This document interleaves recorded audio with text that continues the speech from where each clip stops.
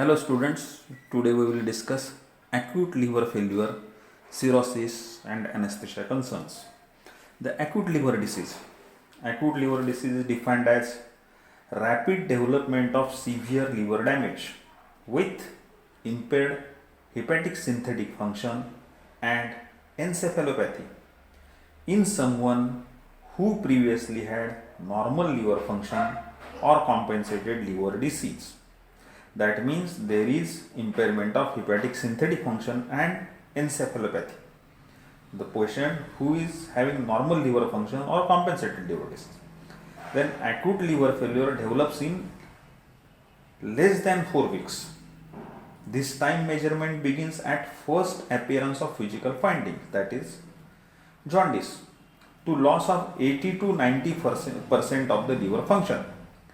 Acute liver failure includes fulminant hepatic failure, which is liver failure that develops within 8 days of onset of the symptoms and signs of liver failure. The most common cause of acute liver failure is acetaminophen overdose. Other causes include drug reactions, viral hepatitis, third alcoholic hepatitis, fourth acute fatty liver of pregnancy, then Budd-Chiari syndrome. The acute liver failure has very high mortality rate. Death is often due to cerebral edema, leading to increased intracranial pressure and coma. Patients with acute liver failure should ideally receive intensive care in a hospital with liver transplantation program. Then this is about acute liver failure. Now we will see about the cirrhosis of liver. The cirrhosis is manifestation of liver disease that results from chronic liver inflammation that produces scarring. Histologically, cirrhosis is characterized by fibrous deposition that causes distortion of normal hepatic architecture. There can be areas of regenerative growth of hepatocytes between areas of fibrous tissue. The fibrosis disrupts sinusoids and other vascular structures. It causes increase in resistance to intrahepatic blood flow. This increased flow resistance causes portal hypertension. Less common cause include autoimmune hepatitis, primary biliary cirrhosis, hepatitis B, and the most common cause of cirrhosis is hepatitis C, ALD, alcoholic liver disease, and non-alcoholic steatohepatitis. The cirrhosis has many systemic manifestations, including hyperdynamic circulation, second, decreased systemic vascular resistance, third, compensatory increase in cardiac output. Cirrhosis is associated with hepatocellular carcinoma. The systemic effect of cirrhosis are follows. The systemic effects of cirrhosis effects on neurological system. It will cause hepatic encephalopathy. This will cause, the anesthesia considerations are decreased anesthetic and analgesic requirements, intubation to protect the airway. This is the anesthetic consideration in patients with hepatic encephalopathy. Another effect on cardiac system, portopulmonary hypertension, hyperdynamic circulation. The anesthesia consideration is right ventricular failure, cardiogenic shock, vasodilatory shock. Then on respiratory system, there is hepatorenal syndrome, and there is on respiratory system there is hepatopulmonary syndrome, decreased functional residual capacity, and this will cause hypoxemia and it is refractory to oxygen therapy and PEEP. Then effects on the renal system, hepatorenal syndrome and hyponatremia. The anesthesia considerations are maintenance of renal perfusion, then caution with drugs that eliminated by kidneys and avoidance of nephrotoxic drugs. On GIT, effects of cirrhosis will be portal hypertension, esophageal varices, ascites, malnutrition. Then anesthesia considerations, risk of GI bleeding, full stomach, precautions should be taken, hypoalbuminemia and changes in drug binding. Then hematologic effects of cirrhosis are coagulopathy, anemia, thrombocytopenia and neutropenia. These are the effects on hematologic system.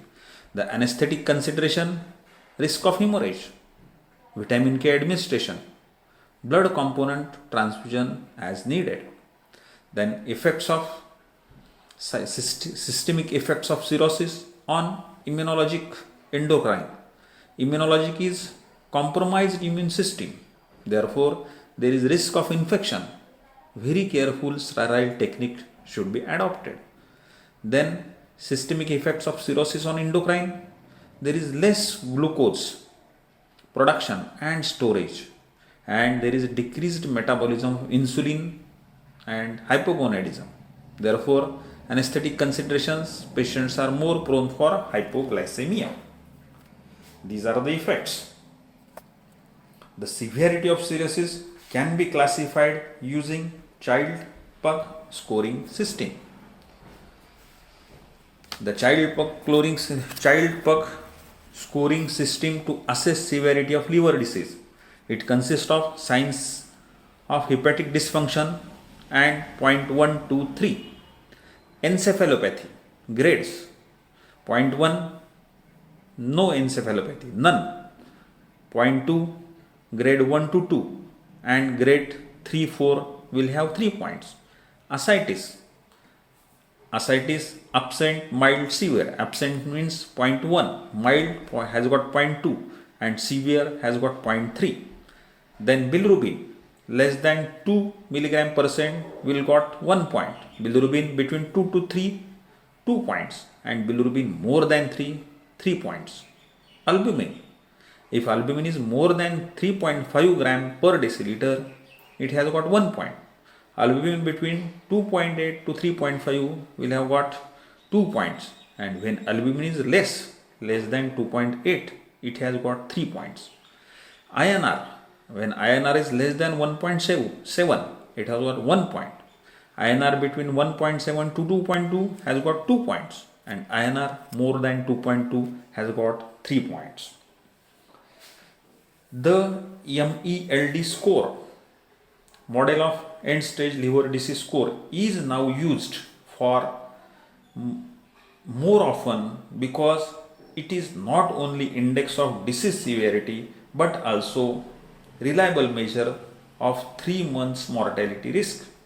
MELD equation takes into account the patient's creatinine, bilirubin and INR. Higher the MELD score, more severe the liver disease and higher the near-term mortality. Now we will see about portal hypertension. The portal hypertension is commonly caused by increased resistance to the blood flow within the liver in patients with cirrhosis. There is increased resistance to blood flow within the liver.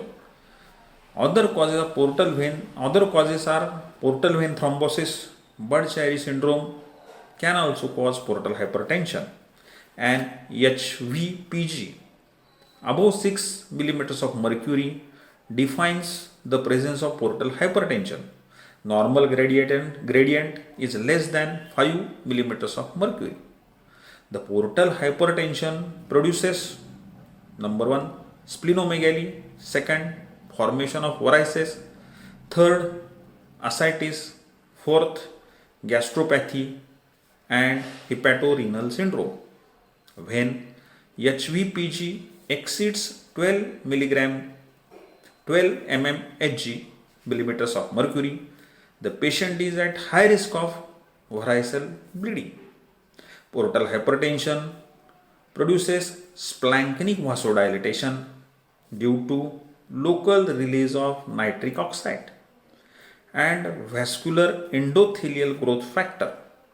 Splanchnic vasodilatation can cause relative renal hypoperfusion and thus activation of renin-angiotensin system. This leads to salt and water retention. Now we will see about ascites and spontaneous bacterial peritonitis. Portal hypertension, hypoalbuminemia, and salt and water retention contribute to progressive accumulation of fluid within the peritoneal cavity. It causes ascites. This shows cirrhosis. In cirrhosis, there is increased resistance to portal flow. Therefore, there is a portal hypertension. There is splanchnic vasodilatation. This splanchnic vasodilatation, there is increase in splanchnic capillary pressure, lymph formation, and ascites. Then there is an arterial underfilling. Therefore, there is arterial and cardiac pulmonary receptors. They also cause activation of vasoconstrictors and anti-nitriuretic factor. This will cause sodium and water retention. Therefore, there is expansion of plasma volume. Second, there is impaired free water excretion. It will cause dilutional hyponatremia and renin vasoconstriction. It will lead to hepatorenal syndrome. This is about pathophysiology. The ascites, a threshold HVPG of 12 mm of mercury is needed for formation of ascites. Progressive ascites can worsen the renal perfusion and it will decrease pulmonary compliance. Medical treatment includes number 1, sodium restriction. Second, diuretics with spironolactone. Third, recurrent paracentesis or insertion of TIPS, transjugular intrahepatic portosystemic shunt, can be used to manage refractory ascites. Then patients with ascites are at high risk of developing spontaneous bacterial peritonitis, which is a peritonitis that develops despite of the absence of obvious source of infection. Gram-negative bacteria are usually cultured from the ascites. Early diagnosis and antibiotic therapy are essential. Then we will see about the varices. The varices are found when there is development of portal systemic collaterals. Most common site of these are lower esophageal and stomach. Portal hypertension causes these veins to dilate to accumulate increase in collateral blood flow. The threshold of HVPG necessary to develop varices is 10 to 12 mmHg.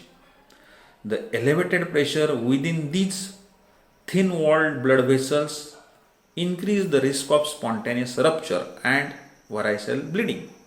Varicose bleeding can be massive and lead to death if not promptly treated. Endoscopic treatments of varicose bleeding include ligation and sclerotherapy. The administration of vasoconstrictor such as octreotide provides best therapy for episode of acute varicose bleeding. Then antibiotic therapy is also administered. Next, recurrent bleeding can be prevented either by TIPS insertion or surgically created portosystemic shunt. Then non-selective beta blocker propranolol can be used chronically to reduce portal pressure and help in preventing rebleeding. This is about varices. Now we will see about hepatic encephalopathy. The hepatic encephalopathy is defined as neuropsychiatric dysfunction. It is found in patients with liver disease. It is graded as on the scale grade 1 to 4. It is based on severity. Grade 1 encephalopathy manifests as only mild changes in behavior with minimal changes in level of consciousness. The grade 4 as a severe grade and represents coma and unresponsive to painful stimuli. The patients with hepatic encephalopathy may have asterixis, a flapping tremor of the hands when the wrists are extended. Hepatic encephalopathy is often precipitated by GI bleeding or infection. Then, postosystemic shunts can also cause or worsen the hepatic encephalopathy. Since ammonia and other metabolites are allowed to bypass the liver. Now we will see the treatment of hepatic encephalopathy. Number 1, treatment of underlying cause. Number 2, restriction of protein intake. Number 3, oral administration of lactulose. And 4th, correction of electrolyte abnormalities and avoidance of sedative, opioids and anesthetic drugs if possible. This is about hepatic encephalopathy. Now we will see about hepatorenal syndrome. The hepatorenal syndrome is a form of functional renal failure. What it is? It is functional renal failure. That is, there is no visible renal physiology or renal pathology. Functional renal failure, that is, there is no visible renal pathology that can occur in patients with acute liver failure or cirrhosis. The portal hypertension causes splanchnic and systemic arterial vasodilatation, likely due to overproduction of nitric oxide and prostaglandins. This arterial vasodilatation leads to relative renal hypoperfusion and activation of renin-angiotensin-aldosterone system RAS. This produces renal vasoconstriction and decreased GFR, glomerular filtration rate. There are two types of hepatorenal syndrome. Type 1 with rapid onset. This is considerable renal dysfunction in 1 to 2 weeks. It has got very poor prognosis. Type 2 with more gradual onset and associated with better outcome than type 1. Both types can seen with diuretic resistant ascites. Now we will see the treatment. Treatment may involve diuretic withdrawal, then administration of albumin. Third, use of octreotide to treat the splanchnic vasodilatation. And last, definitive treatment may require liver transplantation. This is about the hepatorenal syndrome. Now we will see hepatopulmonary syndrome, HPS. It is a triad consisting of liver disease, hypoxemia and intrapulmonary vascular shunting. This is the triad. Hypoxemia, intrapulmonary vascular shunting and liver disease. The intrapulmonary shunting causes ventilation perfusion mismatch and increased alveolar arterial oxygen gradient. Classically, these patients have platypnea and orthodeoxia. The platypnea is shortness of breath that is relieved by lying down and worsens when sitting or standing.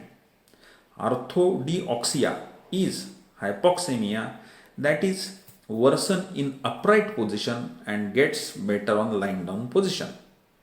The exact mechanism is of these unusual pulmonary signs is unknown. Then if patient is suspected to having hepatopulmonary syndrome, diagnosis can be confirmed by echocardiography. With HPS, injected agitated saline will appear as a bubbles on left side of the heart 3 to 4 beats after the original appearance of agitated saline in the right atrium. The only definitive treatment for HPS is liver transplantation. Now we will see about portopulmonary hypertension. Portopulmonary hypertension is defined as a mean pulmonary artery pressure gradient pressure more than 25 mmHg. Portopulmonary hypertension is defined as mean pulmonary artery pressure greater than 25 millimeters of mercury. That is pulmonary arterial hypertension in patients with known liver disease and portal hypertension. Exact etiology is unknown. Histologically, there is pulmonary endothelial smooth muscle proliferation and thrombus in situ. There does not seems to have correlation between severity of the liver disease and severity of portopulmonary hypertension. The diagnosis is often made during pre-transplant echocardiogram. Mean pulmonary artery pressure above 45 mmHg is considered an absolute contraindication to liver transplantation.